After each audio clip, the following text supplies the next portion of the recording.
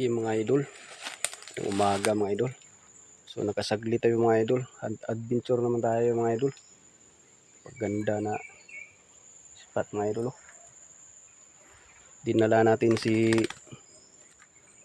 Bagni mga idol. Yan. Yan. Ang ganda na huni mga idol. Isang baylan mga idol. Ito ni bagingon si Bagni.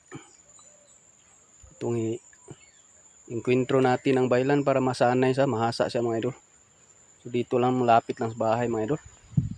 So mga idol kay sobrang ila pa ni Bagni mga idol. So dito mga idol, area to ni Tibukan mga idol. Sana makahuli sa mga idol.